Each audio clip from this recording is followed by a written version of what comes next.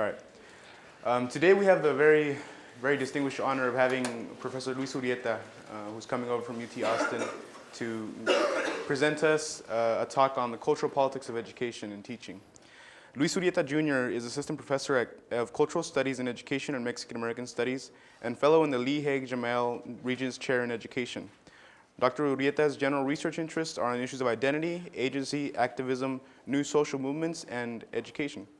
He is specifically interested in Chicano and indigenous activist identities and in activism as a social practice in educational spaces. Luis Urrieta received his PhD at the University of North Carolina at Chapel Hill in 2003. And so without further ado, I'd like to ask you all to join me in welcoming Professor Luis Urrieta.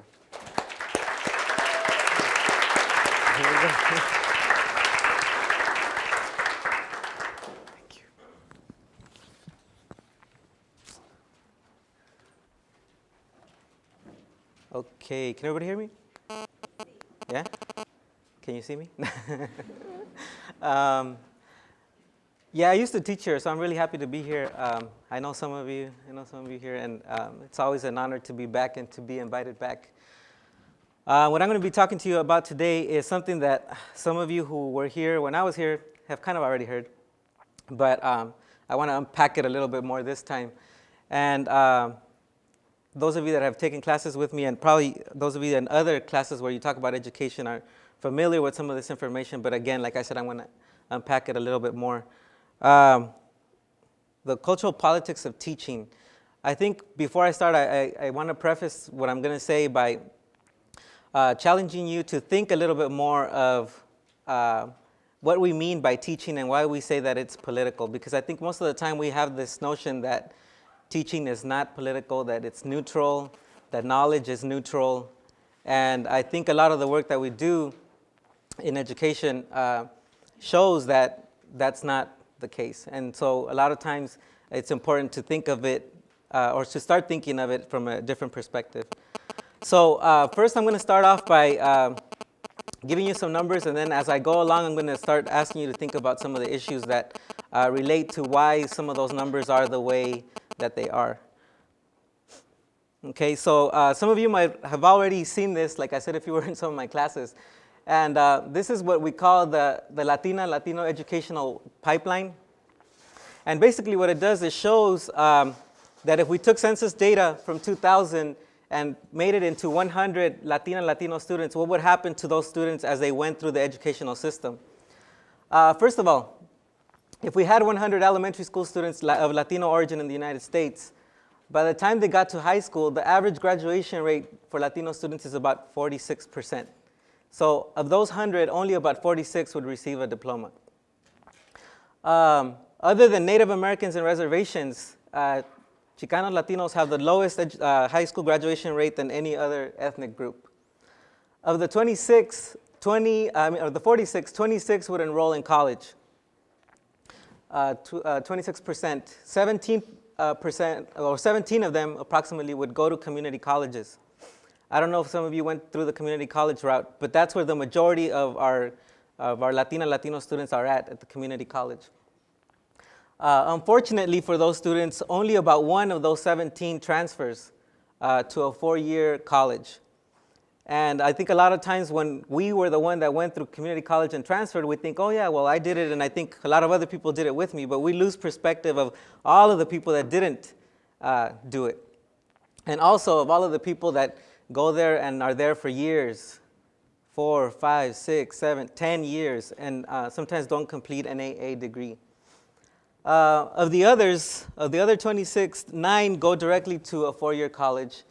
And then they all meet back here again, and only 8 graduate with a BA degree.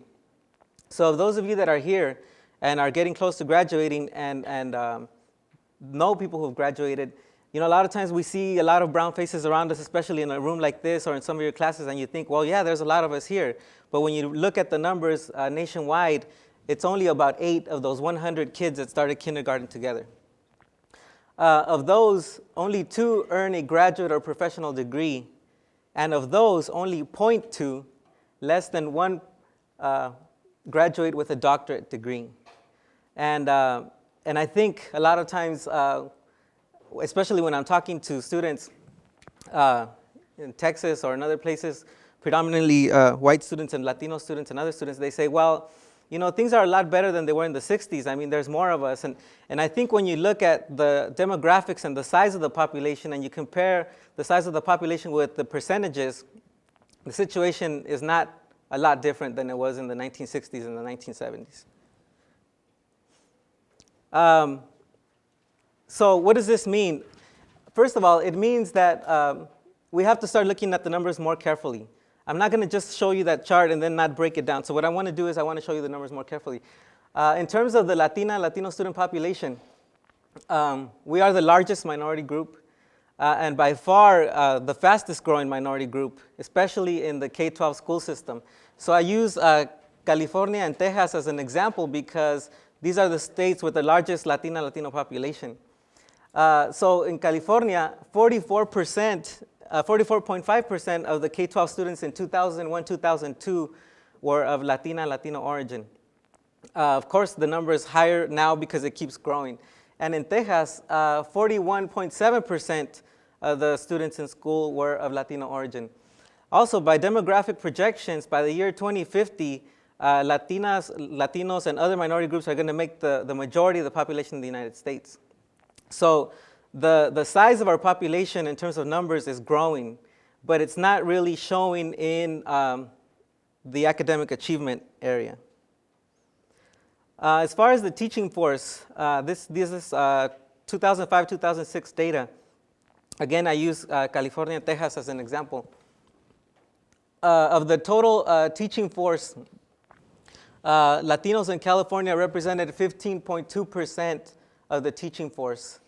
Latino males, even though the number is smaller, represented 16% of the male teaching force, and Latinas represented 14.9% of the female teaching force. In Texas, Latinos represented 20.8% of the teaching force. The male Latino population represented 23.7% of the teaching force, and the female population 19.9% of the teaching force. So again, even though we have the largest number of students in the classrooms, we don't have teachers there of their same ethnic background. And that doesn't necessarily mean that Latino teachers are going to be the best teachers for Latino students, but we don't have population parity, which means that the numbers don't reflect the size of the population that they're working with. So what does this mean? Especially in urban districts, it means that only about 52% on average of students, and this is all students, in the principal school systems of the 50 largest U.S. cities complete high school with a diploma. Now, the high school graduation rate at one point reached 85%, and I think what we don't understand now is that high school population graduation rate is dropping. The average for the country now is 69.9%. So it actually went from about 85% to 69.9%, and in urban districts, it's even lower than that. The average is 52%. Also, male students on average have graduation rates 8 percentage points lower than females. It used to be that males had a higher educational attainment rate than women, but now males have a much lower graduation rate than women, and especially I think men of color, because there's a high degree of the criminalization of men of color, male youth. And so if you were to trace the pipeline to education the way that you trace it to ending up in prison, the numbers keep increasing of the number of students, youth, K-12 age school youth that end up in prison rather than in institutions of higher education. And there's a lot of factors for that. We can talk some more about that later, but I think it's really interesting when you look at the numbers. And then last, about 58% of students in urban districts within the largest metropolitan areas graduate, compared with 75% in nearby suburban communities. So in a lot of ways, urban districts are underfunded. There's a lack of resources. Some of the best qualified teachers don't want to teach there. The turnover rate of teachers in those school districts is very high. You have classes that are taught by substitutes all year round. And so the quality of education is a lot lower. This study that I'm referring to, the Editorial Projects and Education Research Center, which was just published, it just came out a couple of days ago, um, define metropolitan areas as larger than 500,000 people. So these are some of the graduation rates for principal school districts in California. And like again, I said the average is 69.9%. And they were ranked from the top 50. San Jose Unified came in second place with a 77% graduation rate. And it's important to also remember that not all the school district is the same. There are certain schools and districts that have more funding than others, and the way that lines are drawn as to who can go to what school is also very political. People move sometimes and buy houses in other places so that their kids can go to particular schools. So it's important to keep that in mind. San Francisco Unified, 73.1%, which came in 5th place. But from there down, the areas that have the highest concentration of people of color, the high school graduation rate starts to drop. So you have Sacramento City Unified with 66.7% in 9th place. Long Beach, 63.5% came in 12th place. Fresno, 57.4%, 23rd. Oakland, 45.6%. 41st place, and Los Angeles Unified 45.3% in 42nd place. So on average for LA Unified, less than 50% of the students in LA Unified graduate. Okay, so again, it's important to think about what that means, because even though the national average is 69.9%, in certain areas it doesn't even get close to being that. So what are some of the issues? I said I was going to stop and talk about some of the issues along the way.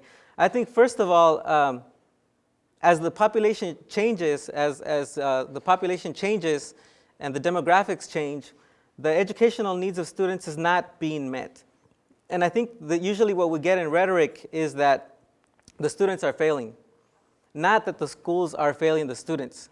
And I think that a lot of times that's what we're taught, that is the normal way to think, right? If somebody fails, it's because they didn't try hard enough, it's because they didn't study, it's because the parents don't care. We find a million reasons of why we think that people are not achieving. But when whole large districts like LA Unified and Long Beach and Oakland are failing the majority of their students, I think we need to stop and ask, what is the district doing wrong that so many of the students are failing? I don't know if you were ever in a situation where you were in a class where the majority of students fail a test. And usually the teacher says, well, you need to study harder. You did this wrong or you did that wrong. I think a good reflective critical teacher who self-examines his or her practice would say, what did I do wrong? What didn't I teach them that they weren't able to pass my test? But usually that's not the way we're taught to think. So in a lot of ways, what this reflects to me as a researcher is that the cultural, social, economic, and academic needs of these students is not being met all across the board in these districts that are failing such high number of students. Again, the issue of population parity is important. What does it mean when teachers and students are so different that they can't understand each other's world?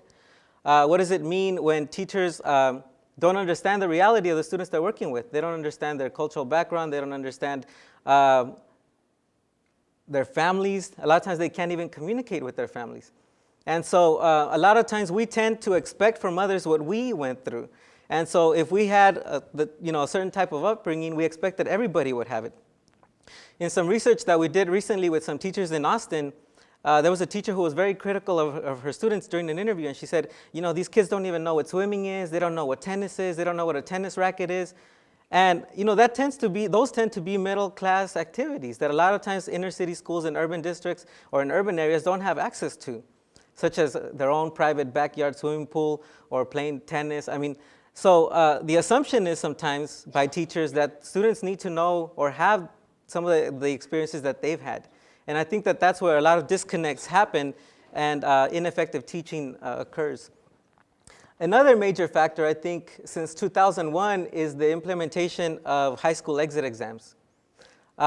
Because a lot of students go through the educational system, pass all their classes, do good in school, and then at the end are not able to pass these exit exams and therefore cannot get a diploma.